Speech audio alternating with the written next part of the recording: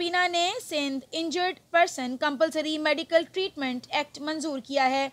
सूबाई काबीना को बताया गया कि सिंध हुकूमत और हेस्को सेप्को के दरमियान खुदकार मीटर लगाने का मुआहदा हुआ था, जिसके तहत मीटर लगाने की 50% रकम सिंध हुकूमत अदा करेगी, जबकि बकाया 50% पावर डिस्ट्रीब्यूशन कंपनियां देंगी।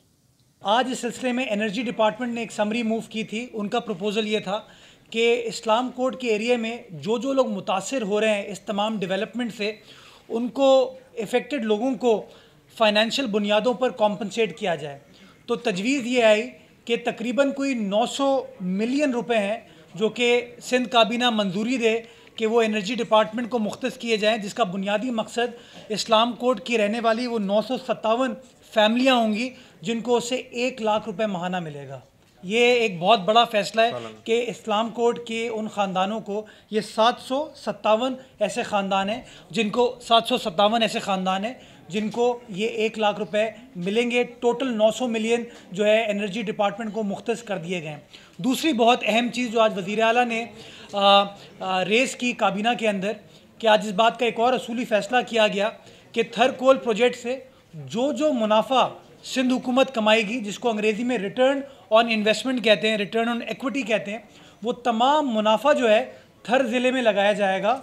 और इस बात की भी काबीना ने वज़ीर आला को गुजारिश की कि इसी तरह का प्रपोज़ल वज़ीर आला सिंध वफाक पाकिस्तान को और वज़ीर आज़म को दें कि सिंध के अंदर जो ऑयल और गैस के मंसूबे जिन जिन ज़िलों में हैं, वहाँ से जो वफाक प्रॉफिट कमा रही है, उन प्रॉफिट को उन्हीं ज़िलों में लगाया जा सके ताकि सिंध की आवाम की बेहतर तरीके से खिदमत की जा सके।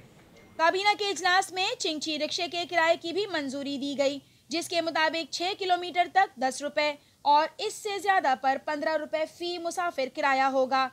जबकि वज़ीर आला सिंध और सूबाई काबीना ने सुप्रीम कोर्ट के अहकामात की रोशनी में तमाम चिंची रिक्शा को रजिस्टर्ड करने की मंजूरी भी दी है।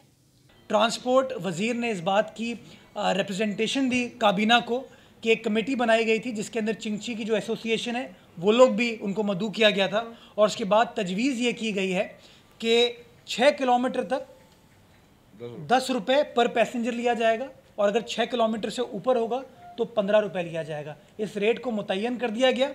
काबीना ने इस बात का भी फैसला किया कि हर चिंची रिक्शा के ऊपर इस रेट लिस्ट को आवेज़ा किया जाएगा ताकि कहीं पर भी अगर कोई शख्स ज़्यादा रेट ले रहा हो तो शहरी प्रोटेस्ट कर सके। उन्होंने बताया कि सिंध काबीना के फैसले के मुताबिक local government mayor, deputy mayor, chairman, vice chairman को हटाने के लिए 2/3 अक्सरियत के बजाय सादा अक्सरियत से हटाया जा सकेगा, क्योंकि वजीर आजम को भी सादा अक्सरियत से हटाया जा सकता है। पहले आपके कानून में लिखा हुआ था कि किसी mayor, deputy mayor, chairman, vice chairman को हटाने के लिए आपको 2/3 अक्सरियत की ज़रूरत है। हम समझते हैं ये गलत उसूल है।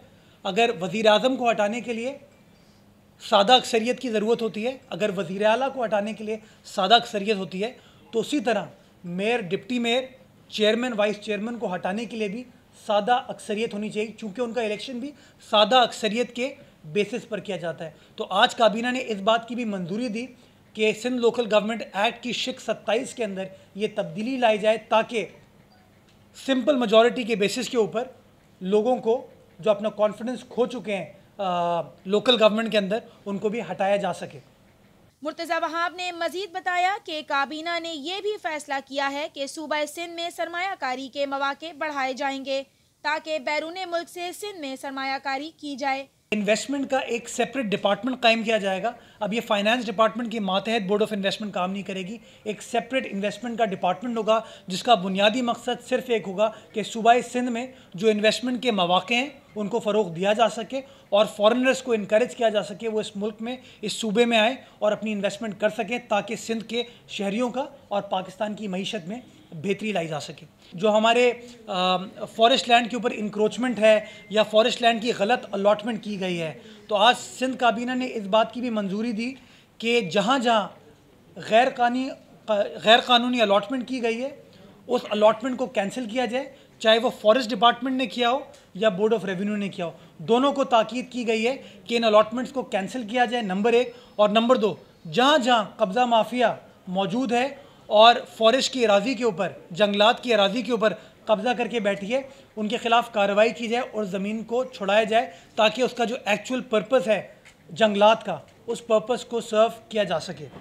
उन्होंने मजीद बताया कि जख्मी अफराद के इलाज मुआलजे का वजीर आला सिंध ने असम्बली फ्लोर पर वादा किया था, वो कानून आज मंजूर कर लिया गया है। तकनीकी बुनियादों पर या पैसे की वजह से किसी का इलाज ना रुके। जो शख्स किसी एक्सीडेंट की वजह से अस्पताल लाया जाता है, हर अस्पताल के ऊपर ये लाजिम होगा कि उस शख्स को फौरी तिब्बी इमदाद दी जाए, और अगर उसके पास वो सहूलियात नहीं हैं तो फौरी तौर पर ट्रीटमेंट देने के बाद उसको दूसरे अस्पताल में ट्रांसफ़र करने के लिए उसके पास ऐसी एम्बुलेंस होनी चाहिए जो कि फुली इक्विप्ड हो। ये पहली कानून साजी है जो पूरे पाकिस्तान में की जा रही है। सूबा सिंध ने इसमें भी लीड। दूसरा बहुत अहम फैसला जो किया गया सिंध काबीना की जानिब से, वो सरकारी जो अलॉटमेंट थी घरों की, उस बारे में आपने देखा था, आपको याद होगा कि जो वफाकी प्रॉपर्टी थी पाकिस्तान क्वार्टर, जब उसको खाली करने का फ़ैसला किया गया तो लोग प्रोटेस्ट पे बाहर निकले और बहुत law and order situation create हुई। आज सिंध काबीना ने उस पॉलिसी में एक बार वन टाइम वेवर दिया। हमने वफाकी हुकूमत की तरह उन गरीबों को बेदखल करने का फ़ैसला नहीं किया। हमने फ़ैसला ये किया कि एक बार मंजूरी दी जाए कि एक बार वन टाइम वेवर उन लोगों को दिया जाए जो कि आज भी सरकार की मुलाजमत में है और आज भी उन घरों में रह रहे हैं अपनी फैमिलीज़ के साथ। तो उन लोगों को वन टाइम वेवर दिया जाएगा और ऐसी लिस्ट मुरतब की जाएगी उन लोगों की जो कि या तो अब सरकारी मुलाजमत में नहीं है या उन्होंने घर किसी को सबलेट किया हुआ है। ऐसे लोगों के ऊपर इस वेवर का इतलाक नहीं होगा, उनके खिलाफ कार्रवाई की जाएगी और उनसे घर खाली कराए जाएंगे।